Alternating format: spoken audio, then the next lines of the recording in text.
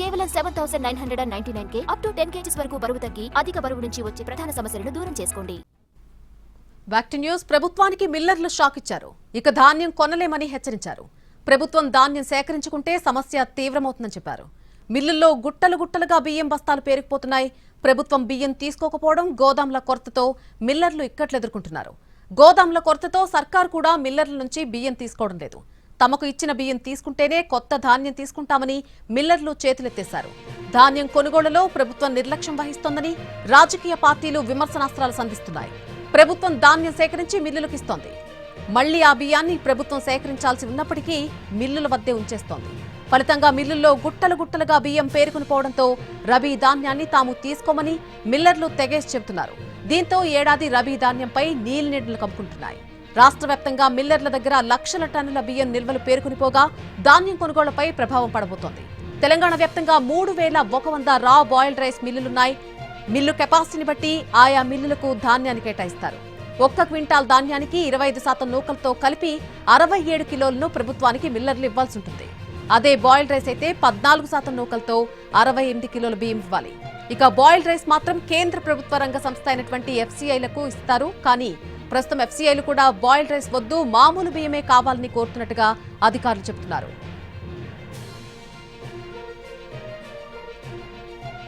CMR ధాన్యం కొనుగోలుపై ప్రభుత్వం నిర్లక్ష్యం వహిస్తోందని మాజీ ఎమ్మెల్యే సండ్ర వెంకట వీరయ్య విమర్శించారు. మిల్లుల్లో ధాన్యం చెడిపోతున్నా సర్కారు పెద్దలకు చీమ కుట్టినట్టేనా లేదన్నారు. రైస్ మిల్లర్ల దగ్గర లక్షల మెట్రిక్ టన్నుల ధాన్యం నిల్వ ఉండటం, సీఎంఆర్ ధాన్యాన్ని గత సంవత్సరం ఏదైతే రైస్ మిల్లర్స్కి ప్రభుత్వం సివిల్ సప్లై కానీ ఐకేపీ ద్వారా కొనుగోలు కేంద్రాలు చేసింది రైస్ మిల్లర్కి పంపించారో దాన్ని ఈ రోజు వరకు కేవలం 71,86,000 మెట్రిక్ టన్నుల ధాన్యం ఉంటే 48,50,000 మెట్రిక్ టన్నులు మాత్రమే ఆ రైస్ మిల్లర్ దగ్గర నుంచి తిరిగి తీసుకోవటం, ఇంకా 35 లక్షల పైన మెట్రిక్ టన్నుల ధాన్యం రైస్ మిల్లర్ల దగ్గరనే నిల్వ ఉండటం. దీనివల్ల రైస్ మిల్లర్ల దగ్గర ఖాళీ లేక ఇప్పుడు వ్యవసాయ సీజన్ ప్రారంభమై వరి కోతలు ప్రారంభమై 20 రోజులు కావస్తున్న ఒక్క కొనుగోలు కేంద్రం ఏర్పాటు చేయకపోవటం.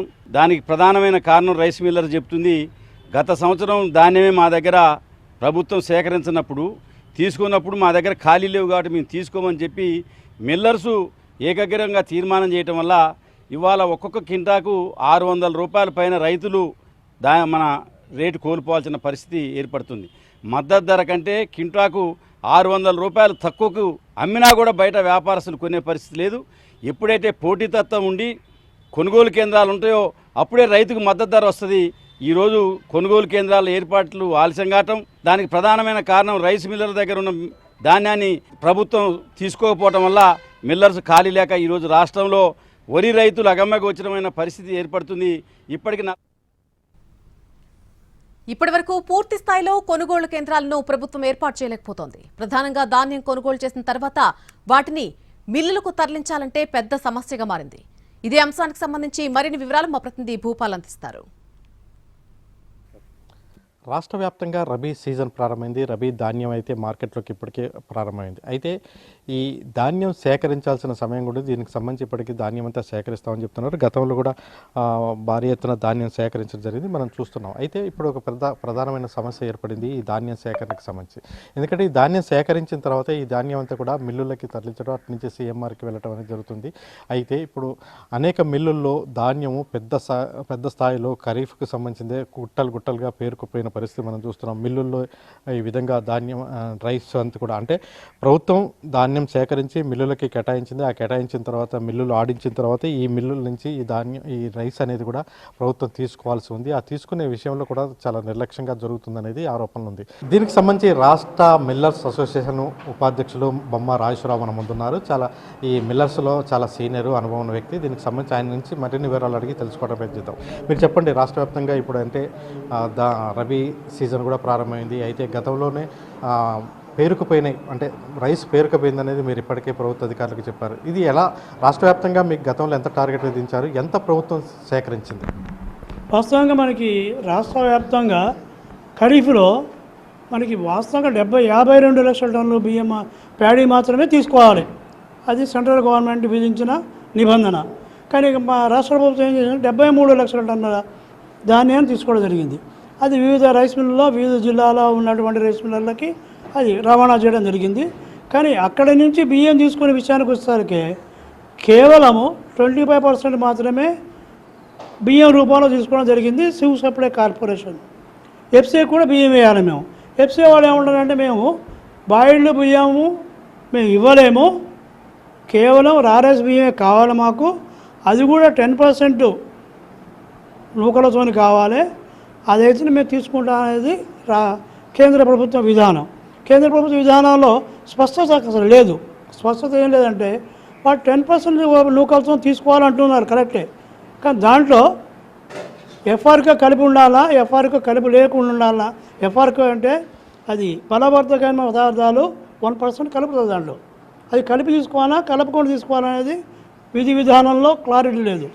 ఇప్పుడు ధాన్యం వచ్చి కూడా రాష్ట్రం మొత్తంలో 5 నెలలు దాటింది.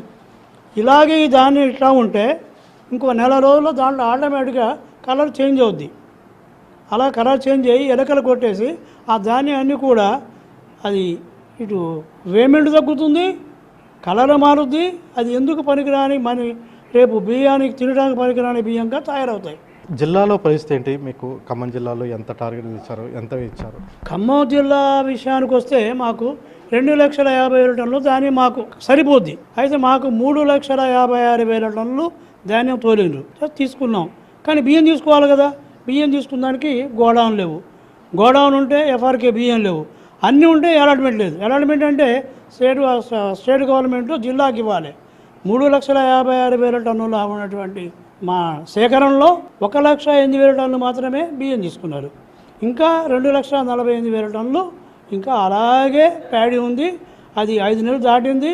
దాంట్లో గోల్డ్ కలర్ చేంజ్ అవుతుంది. ఆ కలర్ చేంజ్ అవుతే తీసుకోకపోతే రైస్ మిల్ అందరూ కూడా డిఫాల్టర్కి వెళ్ళిపోతారు. డిఫాల్టర్ అంటే ఇక బియ్యం ఇవ్వని పరిస్థితి వెళ్ళిపోతారు. ఇదంతా కూడా ఉద్దేశపూర్వకంగా చేస్తున్నారా లేకపోతే కావాలని ఎవరే ఎలా చేస్తుందో కానీ ఇది మాత్రానికి రైస్ మిల్లు మీద ఒక పెద్ద బండరాయి లాంటిది.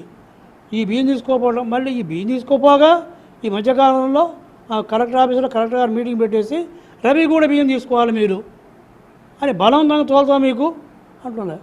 తోలితే మేము ఏం చేసుకోవాలి? మా దగ్గర పెట్టుకుందానికి జాగా లేవు, తీసుకుందానికి వాళ్ళ దగ్గర గోడౌన్ లేవు, అలాట్మెంట్ లేదు. అసలు ఏం చేసుకోవాలి అది సమాధానం మాకు లేదు. ఆ సమాధానం ఇటు స్టేట్ గవర్నమెంట్లో కమిషనర్ గారు క్లారిటీ ఇవ్వట్లేదు.